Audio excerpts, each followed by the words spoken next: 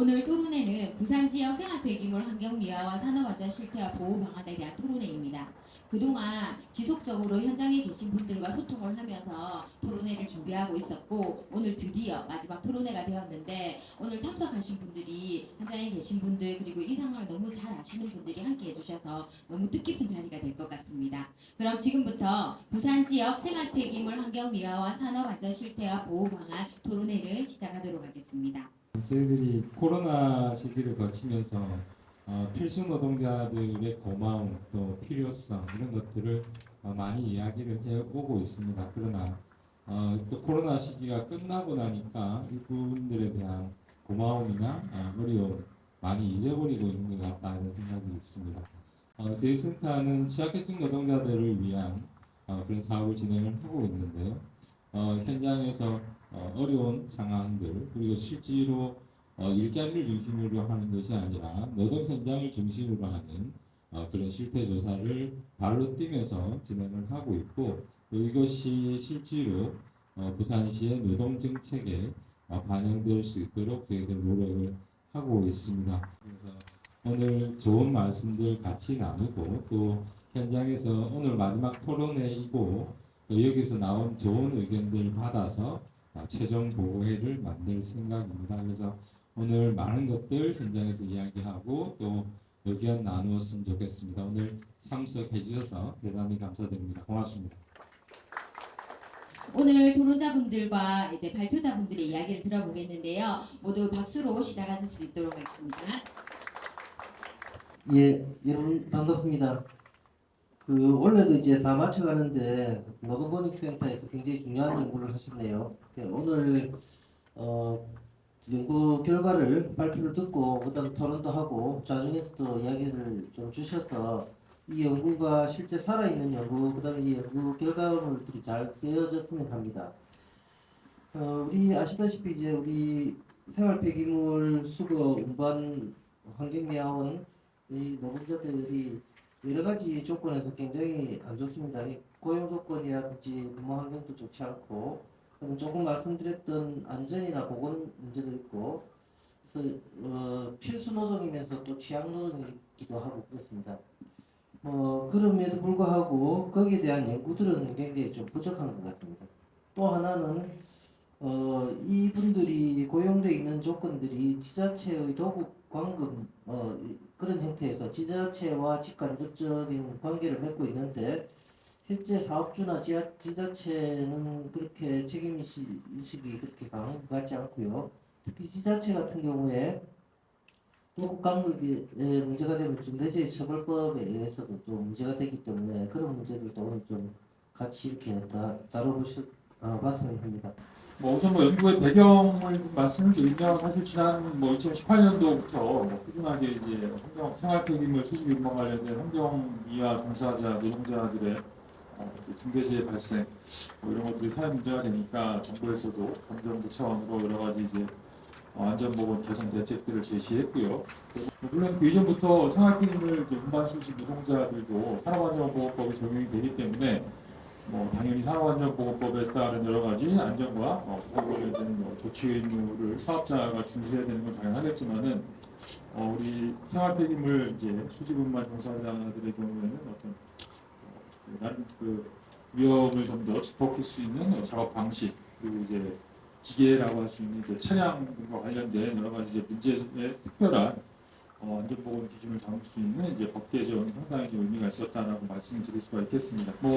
사실 이 생활폐기물 관리법 14조 5에 따른 안전보건 관련된 기준은 환경부 장관이 제정하고 있는 가이드라인에서 구체적으로 제정해서 다들 잘 아실 거라 생각하고요. 관련해서는 제재 조항도 있고 형사처벌 조항도 있습니다. 아직까지는 한 번도 형사처벌을 받은 적이 없다라고 제가 알고 있지만은 법 자체만 가지고는 상당히 의미 있는 내용을 마련했다라고 생각이 되지만은 그럼에도 불구하고 여전히 환경미화원의 작업안전의 수준은 여전히 열악한 수준이다라고 말씀드릴 수 있겠고요. 여러 가지 산업안전 관련된 통계를 보셔도 중대재해뿐만 아니라 사고체, 질병재해도 여전히 줄고 있지 않고 계속 증가하는 추세에 있다는 걸 말씀드릴 수가 있겠습니다. 대형업체 수거 차량 보호 현황을 보시면은 일단은 조상 차량 지금 강서구에 민간업체 2대가 있다고 부산시 장학관에 쉽게 자료가 나와 있습니다. 사실 이제 대저성 차량 같은 경우는 뭐 일반적으로 이제 안전보건 기준에 생활책임을 이제 폐기물 관리법 안전보건 안전 기준에 나오는 얘기는 아니지만은 굉장히 강조되는 얘기고, 그리고 이제 중대재해 관련해서 정부에서 적극적으로 이제 추진하는 한국형 부상형 차량의 보급이라고 해서 많은 것들이 있는데 아직 뭐 2대밖에 없다라는 정도고요. 폐기물 처리 시설 현황은 뭐 이 정도 말씀드릴 수가 있겠습니다. 이동 노동자들이 이제 이동 노동 중에 뭐 휴게시설, 유생시설 설치 현황들을 보시면 사업장 외부에 설치되어 있는 이제 휴게시설과 이제 유생시설 설치 현황을 좀 보시면은 16페이지에 표로 정리되어 있습니다. 보면 이제 휴게시설과 유생시설이 동부, 남부, 북부, 해운대구, 사하구, 비정구, 강서구, 화산구, 기장구에는 이동 노동자들이 이제 사용할 수 있는 휴게시설과 유생시설이 저는 설치되어 있지 않다라는 것들이고, 특히 유생시설과 관련돼 보면은 서구 뭐 등등등에서 굉장히 설치가 안 되어 있는 것들도 상당히 많이 확인이 되고 있습니다. 직업병 뭐 질병과 관련해서도 역시 이제 근골격계 질환들이 가장 많고요. 그리고 이제 직업성 암도 꽤 좀 발견이 됩니다.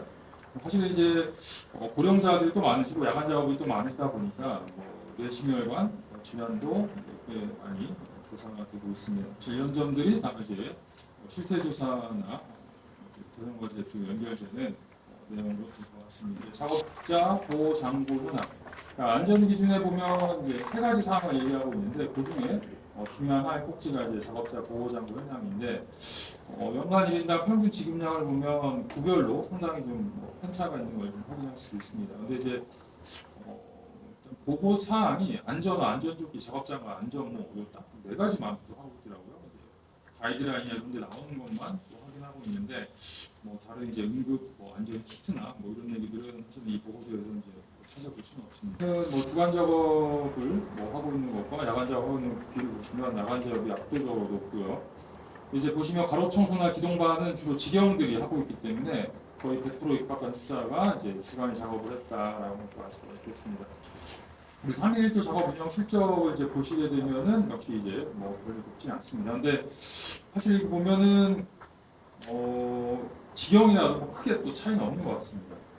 나중에 좀 더 말씀드릴 수 있을 것 같은데 일반 폐기물, 음식물 폐기물 쭉 보시게 되면 음식물 폐기물 자체가 좀 더 낮고 일반 폐기물은 이제 3일 작업이 좀 더 높은 상황들을 볼 수가 있겠습니다. 밑에 보면 악천후시 작업 시간 조정과 관련해서 이제 16개 군구에서 과연 조정 사건이 있는가? 라는 걸 쭉 보면 작년에는 해운대구에서 딱 2개 업체밖에 없습니다.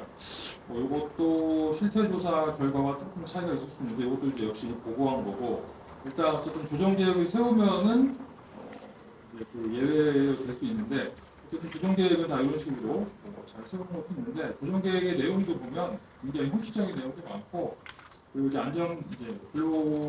고용노동부의 악천후시 작업 기준과 관련된 거를 이제 그대로 잘 이제 반영하는 것도 있지만 물론 이제 실제로 이렇게 하는지는 당연히 변론이겠죠. 아주 단순하게 형식적으로 써놓은 것도 상당히 볼 수가 있겠습니다. 사실 이제 전국적으로 보면은 100% 주간 작업을 하고 있는 곳이 서울에는 이제 2개구밖에 없다는 건 잘 알려진 사실인데요. 34페이지 보시면은 2024년도에 완전 주간 작업 실시하고 있는 시군구의 현황을 쭉 보시면은 서울 2개구인데 경기도에 의외로 이제 대도시라고 할 수 있는 화성시나 부천시, 안양시 이런 데도 완전 100% 주간 작업을 하는 것이 꽤 보입니다. 물론 그리고 전라북도 같은 경우나 광주 같은 경우는 이제 100% 모든 시군구가 주간 작업을 하고 있는 것으로 보입니다. 그리고 사실은 통계상으로 보면 보면은 음식물, 대학 음식물 재활용 그리고 일반 폐기물 3가지 한정해 보면 사실은 100% 주간 작업만 하고 있는 것도 훨씬 더 많이 있을 수가 있습니다. 성남시도 그렇게 통계상으로 나와 있고요. 이제 주간 작업에 비해서 3일조 작업은 사실은 많지 않습니다. 아까 보시면은 35페이지 보시면 100% 주간 작업을 하고 있는 시군구는 꽤 있습니다. 꽤 많은 걸 확인할 수 있는데요. 근데 요 100% 주간 작업을 하고 있는 시군구 중에 100% 3일 1조 작업을 다 하고 있는 곳은 사실 오산시를 제외하면은 거의 분단위 지역이라고 할 수 있습니다. 강화, 오산 뭐 이런 데인데 오산도 사실은 뭐 요즘 와서 좀 대도시가 됐긴 했는데 아직도 뭐 20만 명밖에 안 되는 시기 때문에 그 단모지 보면 굉장히 좀 분단이 작은 인구가 좀 희소한 농촌 지역 뭐 이런 데가 될 수 있겠는데 이쪽에 나와 있는 이런 업체들의 사례를 우리가 좀 더 뭐 벤치마킹하고 어떻게 그 전환을 하게 됐는지 그리고 어떤 형태의 어떤 비용의 증가라든지 아니면 시민들의 만족도 그런 것들을 이제 그쪽 지역에 관련된 조사들을 우리가 보고 배울 수 있다면은 앞으로 우리의 또 과제를 좀 구체적으로 진행하는 데 도움이 되지 않을까 생각을 한번 해봅니다. 예, 이상 말씀드리도록 하겠습니다. 설문조사는 부산 지역 15개 국민생활 배기물 행정요원은 362명을 만나서 설문조사를 했고 대략 그 8월 45일간 정도 했고 주요 내용은 인적 특성부터 해서 고용 형태 노동 조건 안전 보건 보충 및 개선 방안에 대해서 했었고 저희가 그 각 지자체를 통해서 이제 설문조사 요청도 했고 그다음에 노동조합을 통해서 요청도 했고 그렇게 해서 설문조사가 이루어졌습니다. 환경위원회 하면 야간 노동이 당연하지 않냐 이렇게 생각하시는 분들이 다수가 있었습니다. 그러니까 왜 당연하다고 생각하느냐에 대한 것을 차치하고라도 저희가 계속 앞서서도 말씀드렸지만 생활 폐기물 안전 보호 가이드라인에는 원칙이 주간입니다. 그리고 3인 1주 기타 등등 있는데 여기 주간 전화 야간 노동이 91.7%가 나왔는데 물론 뭐 이거는 조금 저희가 수치상의 조사의 그 비율에 따라서 다를 수 있긴 한데 일단 저희가 그 야간 시간 10시부터 새벽 6시 사이에 2시간 이상 이루어진 비율이 92.7%고 한 4시간 정도로 잡아도 65.2% 정도가 나와서 거의 야간 노동이 많이 이루어지고 있다고 확인을 여기 이제 응답자를 통해서 확인할 수 있었고 위험수당과 교통비 지원에 대해서만 좀 말씀을 드리면 그 위험수당은 야간 노동자고 이제 중량물하고 각종 사고에 노출되어 있기 때문에 위험수당은 굉장히 많이 지급이 되는 것으로 이해를 했었는데 실제로 20% 정도 되는 걸로 조사가 되었고요. 교통비는 야간 노동자니까 뭐 자가를 이용하거나 택시를 이용해야 되는 그런 상황들이 많음에도 불구하고 교통비가 5%밖에 지원이 되지 않는다라는 것은 실험이 필요한 대목으로 보입니다. 3인 1조가 계속 얘기되고 있는데 이것도 역시 이제 가이드라인에 의해서 원칙으로 되어 있습니다. 3인 1조가 상차원 2분에 운전은 한 분, 요 구조인데 물론 부산의 지형상 운전 수거가 3차원으로 이렇게 돼 있을 가능성은 높지만 일단 저희 조사에서 그래서 전체를 한번 봤고 운전원하고 3차원만 했을 때 3인 1조가 얼마냐 했을 때 전체는 33.6% 정도가 나왔었고 3차원하고 운전원만 야간 3인 1조가 어떻게 되고 있냐 했을 때 43.3%, 그러니까 절반이 안 된다는 그런 조사가 나왔습니다. 노동환경 중에도 휴게 공간과 화장실도 특히 여성 미화원분들 여기 계신데 이제 화장실 문제로 굉장히 큰 어려움을 겪고 있는데 환경 미화원분들 특히 회사로 바로 출근하기도 하지만 작업 환경으로 가시는 분들이 많습니다. 그러니까 작업 구역으로. 그런데 이렇게 봤을 때 회사 적한당 작업 구역의 각각 휴게 공간 화장실을 조사를 해봤는데 회사는 좀 많이 있습니다. 90% 넘게 있는데 작업 구역에 가면 훅 떨어져서 40%대거든요. 그래서 이런 애로사항이 가장 많다. 이런 데에는 어떤 대책이 필요하다라는 말씀을 또 사회에 드릴 수 있고 안전보호구 지금 아까 안전모 안전화 몇 개 4가지 정도만 체크가 된다고 했는데 이렇게 지급되고 있는 것도 중요하지만 실질적으로 어떻게 보호 기능을 하느냐 안전수칙은 미끄럼 방지 이런 착용해라 뭐 이런 이제 또 그래프를 보시면은 빨간 거를 중심으로 해서 보시면 될 것 같습니다. 이적 장소 미리로 도로에서 적하 금지. 이적 장소란 여기 다 알고 계시겠지만 모르시는 분들은 저희가 골목 작은 데서 1톤 차량으로 실어서 이제 5톤 이상의 큰 차로 실는 그 과정 공간을 이적 공간 적한장이라고 말하는데 그 공간은 이제 처리 시설로 그 부분과 이 뭡니까 대행업체가 할 때 마련되어 있어야 되는데 그런 공간이 있는 것도 있고 없는 것도 있고 주차장에서 하기도 하고 도로에서 하기도 하고 그래서 이적 장소 일부러 도로에서 적합 금지 조항이 있느냐 이런 수칙이 35.1% 그러니까 이런 수칙이 정해지지 그러니까 35%밖에 없음으로 해서 이런 것들이 지켜지지 않을 여지가 큰 거죠.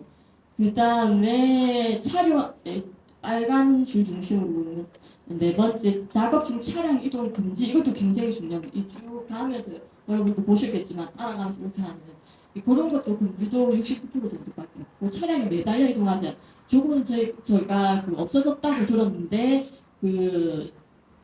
실제로 타지 마라 매달려 타지 마라 하지만 발판이 그대로 있고 손잡이 그대로 붙어 있고 그래서 급하면은 그렇게 매달려 이동하기도 있고 제가 직접 조사하면서 사진을 받기도 했었거든요. 그 자료집에 실려있기 때문에 어쨌든 이런 것들이 수칙이 오롯이 지켜지지 않고 있다라고 말씀드릴 수 있고 또 업무 중 다친 경험이 굉장히 많이 있었습니다. 사실 이걸 출혈 사고라고 표현했는데 이제 쓰레기나 뭐 칼이나 이쑤시개나 기타 등등 이제 그렇게 찔려서 피난 경험이 64%. 그 다음에 또 조금 주목할 게 중량물 이게 있지 않습니까? 이제 100리터짜리는 없어졌는데 75리터가 19kg 정도 되는데 이걸 이제 양손에 들고 이렇게 하면 이제 이게 이제 중량물 사고라고 표현할 수 있는데 그런 것들이 이제 한 46% 정도 경험이 있다. 이런 식으로 높게 나왔다는 것을 주목해서 몇 프로 같지 않을까 싶습니다. 신체적 질병과 정신적 질병을 또 물었었는데 근골격계 질환이 가장 많이 나왔었고 역시 41.3%. 그 다음에 야간 노동의 특징이라고 보여지는 그걸로 인해서 발생된다고 보이는 정신적 질병, 불면이 23% 정도. 그래서 이런 것들도 개선 지점, 그러니까 주간 전원 작업과 함께 얘기해야 될 부분이 있을 것 같습니다. 설문조사 결과 마지막 보충과 개선 사항인데 그래서 뭐가 좀 보충이냐 했을 때 제일 큰 게 고객의 갑질 그러니까 뭐 미분리되거나 과적 무사람처럼 이렇게 싹거나 뭐 기타 배출 시간 늦게 12시 넘어져가지고 약간 기타 등등의 이런 사정 그러니까 이런으로 인해서 수거가 안 됐거나 했을 때 이제 고객의 갑질 왜 안 가져갔냐 해서 그런 것이 가장 크게 나왔습니다 사실. 그리고 이제 일에 대한 저평가. 그래서 이것도 직영 전환과 연결되는 부분이기도 한데 우리가 민간 위탁 대행이고 공공 필수 업무라는 데에 대한 인식이 낮고 그래서 이제 직영 전환 하다못해 공공 어떤 직영 스티커라도 조끼라도 뭐 그런 거 달라 이런 얘기도 하시는데 어쨌든 일에 대한 사회적 편견 필수 업무에 대한 어떤 인정 이런 것들이 낮다. 그리고 마지막으로 야간 노동에 대한 어려움 이 세 가지가 가장 큰 보충으로 환경미화원분들 말씀해 주셨고 또 문제는 앞서서 말했던 어떤 편견, 저평가 그리고 이런 3인 1조가 안 되고 직영으로는 3인 1조가 많이 되고 있거든요. 이런 문제들이 가장 크고 작업 인력이 좀 부족하고 아까 제가 말씀을 못 드린 연차휴가가 있지만 거의 사용하지 못하는데 대체력이 없다. 옆 동료한테 민폐다. 그래서 사용을 거의 못하고 있는 그래서 인력 문제. 임금 체계 개선은 임금이 문제가 임금의 어떤 액수가 문제가 아니라 이런 불균등한 그런 문제가 얘기되고 노차 이것 때문에도 문제가 많이 되는 걸로 알고 있는데 이런 문제 직영 전환 이런 게 5가지 요구가 나왔습니다. 그래서 마지막으로 환경미화원들이 말하는 개선 방안은 뭐냐? 당연히 주간 전환 계획을 세워야 되고 3인 1조 작업 이루어져야 되고 분리 안 되거나 이런 과적 이런 쓰레기에 대해서는 미수거가 돼야 된다. 그래서 이제 시간 노동을 줄일 수 있는 방안이 필요하고 부산시 쓰레기 처리장의 합리적 운영 아까 말씀드렸듯이 시간이 자정부터 되거나 3시부터 되거나 이거는 이제 개선해 가야 되는 거고 휴게실 휴게소가 꼭 필요합니다. 적환장에서 상차원 분들 이런 분들 특히 이제 2~3시간씩 적환장에서 기다리면서 이제 오롯이 이제 외부에서 있어야 되는 그런 상황인 거죠. 비바람, 벌레 그런 상황이고 화장실 반드시 있어야 되는 거고 노동환경 안전을 강화한 입자를 할 때부터 요런 노동 안전에 대한 기준이 제시되고 그렇게 하고 나서 관리 감독까지 이루어지는 그런 체계가 필요하다라고 할 수 있겠고 직영 전환은 지금 뭐 당장 이루어질 수 있는 문제가 아니라 하더라도 지속적으로 요구되는 그런 내용인 것 같습니다. 네, 내용이 길어서 요걸로 대체하도록 하겠습니다. 감사합니다. 제일 첫 번째가 가장 핵심적인 게 이제 페이지 5페이지 나오는 이제 생활기금 환경위원 안전모에는 지자체들의 책임의식을 단순하게 도의적, 윤리적 책임이 아니라 법적인 책임의식을 좀 높일 필요가 있다, 자각할 필요가 있다는 부분들이고 우리가 이제 1990년대 중반 후반부터 뭐 신공공관리 정책 뭐 다양한 이름으로 지자체나 정부가 해야 될 일을 이제 많은 어떤 민간의 영역에서 민간의 어떤 뭐 능력과 인력을 활용해서 이제 양질 서비스를 제공하겠다라고 하는 것이 행정의 큰 트렌드로 뭐 자리 잡은 뭐 그런 것들은 뭐 어느 정도 이해할 수 있겠지만은 사실 그러다 보니까 점점 이제 이게 서비스의 수요자들을 중심으로 하는 것만을 계속 이렇게 생각을 해왔던 거죠. 그리고 이게 지방자치고 이게 민주주의고라고 하는 것에 뭐 단점일 수도 있겠지만은 그러니까 그런 서비스를 공급하는 사람들의 어떤 인간다운 노동, 그런 서비스를 공급하는 사람들의 조건 이런 문제에 대해서 크게 신경을 안 쓰는 거죠. 대표적으로 돌봄 노동을 하시는 분들이나 아니면 필수 노동을 하시는 분들, 공공 영역에서 공공의 재원을 가지고 분명 국가가 해야 될 서비스들을 이제 민간 영역에서 조달해서 함에도 불구하고 계속 정부의 평가나 이런 것들은 계속 서비스를 수요하는 사람들에 맞춰서만 하고 있는 현실. 이런 것들을 이제 근본적으로 전환할 필요가 있겠다라는 것들이고 그런 것들에 관해서 이제 법적인 차원에서 충분히 지자체는 법적으로 그런 책임들을 지고 있어야 된다라는 얘기를 좀 풀어봤습니다. 사실 위험 요소가 발견되면은 사실 위험 요소가 얼마나 이제 이게 산재에 연결되는 것인가에 대한 위험의 정도를 평가해서 여기에 대한 적절한 대책을 취하도록 하는 것이 안전보건의 가장 뭐 기본적인 원리라고 교과서에 써 있습니다. 근데 이제 이 안전보건 원리를 취할 때 보면은 단순하게 어떤 뭐 개인의 보호 용도를 좀 더 간직한다든지 아니면 사람들에게 좀 더 주의를 촉구한다든지 이런 방식이 대부분을 차지하고 조금 더 본질적인 조치, 공학적인 조치입니다. 차량의 어떤 안전 조치를 좀 더 높이고 저상형 차량 같은 경우죠. 그 본질적 조치, 야간 작업이 위험해서 야간 작업 때문에 사망자가 발생하고 근로자들의 건강과 심혈관 질환의 어떤 위험성이 높아진다면 야간 작업을 어떻게 주간 작업으로 대체할 것인가에 대한 본질 조치에 대한 기본적인 논의들이 좀 더 많아야 되는데 아직까지는 그런 부분들이 우리 부산시에서는 많이 부족하지 않는가라는 생각이 듭니다. 뭐 공학적 조치도 마찬가지고요. 그런 부분들은 사실은 우리 뭐 안전보건의 기본적인 원리에 입각한 뭐 조치들이기 때문에 좀 더 자리가 생기고 구조적인 문제, 본질적 조치와 공학적 조치 당연히 들어가면서도 그 상황에서도 이제 핵심적인 안전 조치는 잘 지켜져야 될 것이고 그런 것들을 이제 잘 집행되도록 한 체계도 정비돼야겠다는 말씀을 좀 드리고 싶고요. 사실 어떤 우리 뭐 생활기금 운반 수집 관련해서 이제 여기 계신 여러분들이 어떤 위험 요인이 중대재해를 유발하는 위험 영향을 아주 잘 알고 계시고 생각합니다. 많지도 않습니다. 5개, 6개밖에 안 됩니다. 산업안전보험법에 나오는 생활기금 운반 수집 그 가이드라인에 보면 그림으로 한 페이지에 잘 정비되어 있는데 뭐 그런 것들을 중심으로 해서 잘 하면 뭐 철저하게 비춰져야겠다는 것들이고요. 그리고 이제 베이직 페이지 보시면 지역 단위에서 어떤 자율적인 안전보건 관리 체계 형성이 필요하겠다. 그래서 지역 단위 안전보건 관리 협의체를 좀 구성을 해서 사실은 이제 주간 작업이나 이런 부분들은 사실은 이제 서비스의 수요자인 주민들의 또 편의라는 문제에도 고론이 있을 수밖에 없기 때문에 근로자들과 시 그리고 부산시 그리고 이제 시구청장과 뭐 이제 단위에서의 큰 협의체를 구성해서 좀 사회적 대화까지 이어나갈 수 있는 뭐 이런 걸 통해서 좀 구체적인 안전보건을 높였으면 어떨까 싶고요. 그 생활폐기물 대응업체 안전보건 관리 역량이라고 하는 건 역량을 지원하기가 필요한 건데 사실 우리나라에 보면은 정부가 영세업체들의 안전보건 역량을 좀 강화하겠다는 얘기들 많이 하는데 주로 이제 물품 지원하고 뭐 지원하고 이런 게 되게 많습니다. 근본적으로 영세업체들이 스스로 근로자들과 함께 자기들의 그 사업장에 보유한 위험 요소를 포착하고 그것을 이제 위험에 대응할 수 있는 그런 것들.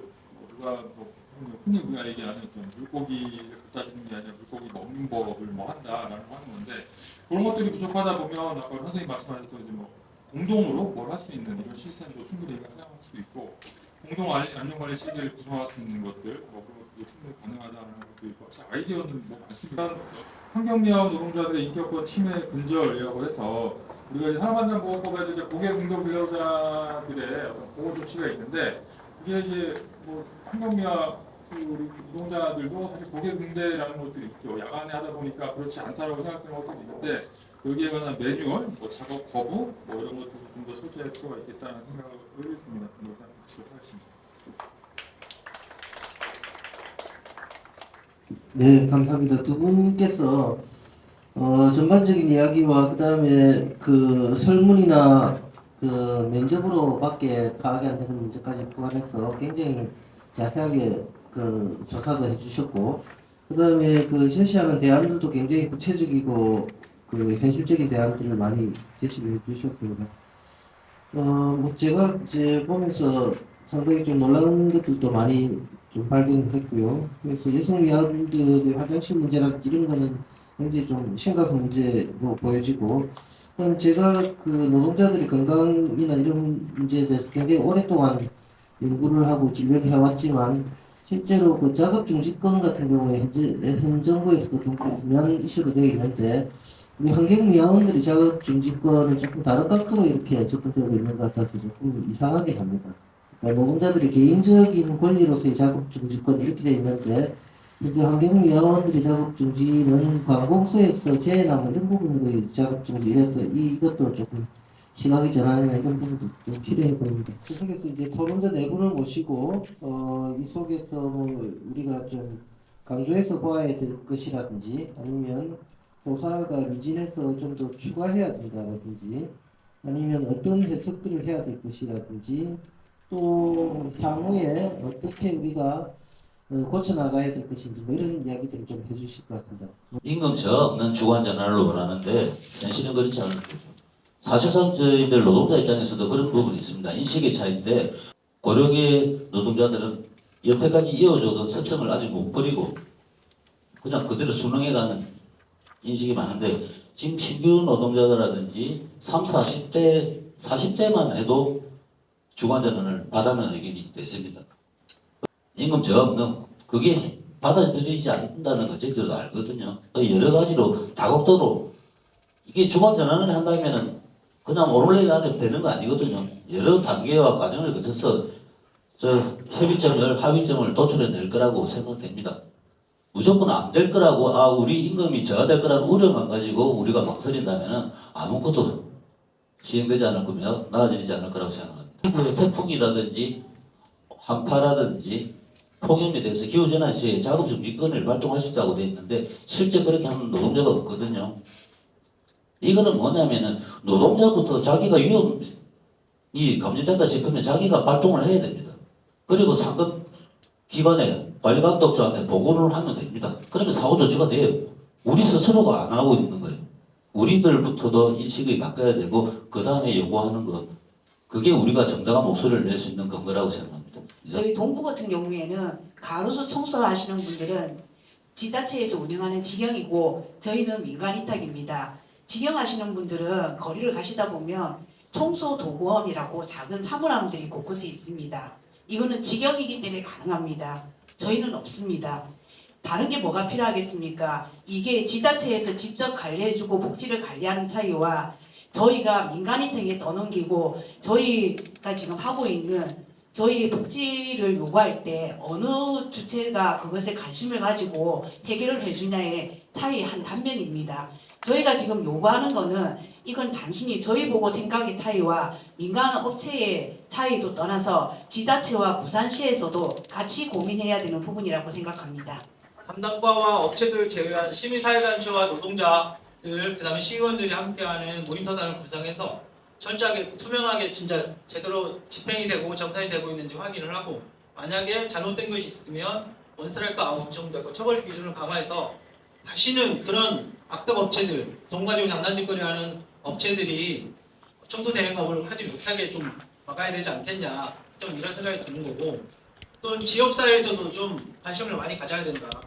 그래서 우리 시민들도 좀 바뀌고 그리고 우리 노동자들도 좀 바뀌고 분당 공무원들 좀 바뀌어서 진짜 어렵게 3D 업종에서 일하는 새벽부터 나와서 밤늦게 아니면 정말 힘들게 일을 하는 청소 대행업체 환경미화원들이 그나마라도 좀 이제부터라도 노동자 안전과 건강이 좀 지켜질 수 있는 대안을 좀 마련해야 되는 거 아닌가 하는 생각이 듭니다. 실제 조사에서 가장 높게 나타난 비율이 이제 고객의 갑질과 비인격적이라는 대부분인데 저는 좀 놀랐는데 이 산업안전보건법에서 이제 보면 고객의 폭언, 폭행 등으로 인한 건강장애를 예방하기 위해 사업주에게 조치를 의무화하고 있지만 현실에서는 민원 방지가 우선시되고 노동자의 인격과 정신건강 보호는 좀 뒷전으로 밀린다는 생각을 좀 받았고요.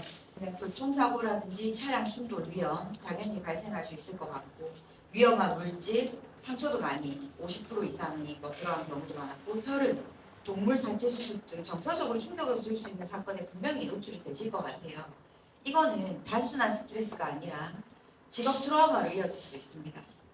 그렇기 때문에 신체 건강 문제뿐만 아니라 이러한 갑질, 폭언, 폭력, 정신적인 고통까지도 이런 직업 트라우마 관리까지 포함하는 안전보건 체계가 필요하다고 생각됩니다. 도급 사업에 의한 산업법에 보면 도급 사업에 대한 그러한 책임도 져야 되는데 이러한 연계를 적극적으로 하지 않고 그분들도 이러한 걸 부담스러워하시고 그러한 문화가 이제 좀 없어져야 되지 않나. 그리고 관리자에 대한 교육도 좀 별도로 해서 이러한 안전 수칙을 감독하고 이러한 고객의 부담 작업이 있을 때에는 조정을 하고 노동자를 보호해야 하는 책임에 대한 것도 좀 명확하게 할 필요가 있을 것 같습니다. 그 연구 남은 기간 동안 좋은 말씀 주신 거 그것들을 충분히 반영해서 향후에 조금이라도 여러분들 산업안전보건뿐만 아니라 전반적으로 노동환경이 개선될 수 있도록 좋은 의견을 담아서 시에서도 관심 있게 볼 수 있도록 한번 노력을 열심히 하겠습니다. 이제 시나 구청에서 좀 더 작은 관심을 가지고 하면 될 것들이 많거든요. 그래서 약간 휴게시설 같은 경우도 이제 아까 말씀하셨지만은 지정된 경로에서 경로를 파악하고 거기에서 어느 지점에서 어느 화장실이나 이런 걸 파악해서 쓸 수 있도록 해주면 사실 게 어렵지 않거든요. 한 번만 하면은 진짜 어렵지 않은데 일이 아니다라고 자꾸 생각을 하다 보니까 이제 안 되는 그런 것들도 있습니다. 또 되게 좋은 게 부산시에는 또 생활 폐기물 쪽은 전국 폐기물 협회도 있고 부산시 생활 폐기물 협회도 있습니다. 그래서 그게 잘 돼 있어요. 이른바 이제 사용자 단체라는 데가 사용자 단체에서 이제 상별 교섭은 안 하지만 잘 조직이 돼 있으면 또 이제 관리 감독 권한도 강하지 않습니까? 어차피 지정 관리 권한은 또 시에 있으니까 이런 협의체나 이런 노사정 대화 이런 것들 할 수 있는 것들이 있어서 의지만 많이 있으면 하나하나 차근차근 풀어나가는데 굉장히 좀 진짜 있지 않을까 생각합니다. 예, 감사합니다. 조사하고 발표까지 마쳤는데 여기 이제 네 분 말씀까지 듣고 하려고 다시 하니 이제 어떻게 심화와 연결을 해야 될지 좀 고민이 생기고 구체적으로 저희가 이제 구분에 따라서 왜 이렇게 나왔는가 했을 때에 대한 거기서 조금 더 연구. 그 다음에 저희가 제목이 산업안전 실태 요거기 때문에 요 야간 노동 그다음 3인 1조 그 외에 시설이 적한장이나 이런 시설이 없어서 생기는 이런 문제들에 대한 원인은 다 있는 거죠. 이 적한장이 있어야 되는데 안 하는 거는 예산 부족이라든지 3인 1조나 주간 전환 이것도 다 있는데 어쨌든 안 하고 있거나 여러 가지 이유로 조례 예외 조항 단서를 단다거나 이렇게 돼야 되는 상황이라서 2022년에 저희가 필수 업무 종사자 연구하면서 그 중에 하나가 환경미화원이고 그래서 저희가 이 연구가 필요하다고 더 생각이 돼서 했는데 그때 이후에 임금 인상 이것만 변화가 있었거든요. 그러면서 이제 꽤 많이 이제 상승은 되었는데 그러고 나서는 이제 안전에 대한 초점이 여전히 남아있기 때문에 이제 문제가 되었는데 연구는 이렇게 되는데 이 실천이 돼야 되는 부분이라서 이거를 위탁에 그러니까 장기적으로는 사실 직영 전환 종국적으로는 그거지만 그 과정에 있어서 어떤 식의 지자체 그 광역지자체는 어떻게 하고 또 기초지자체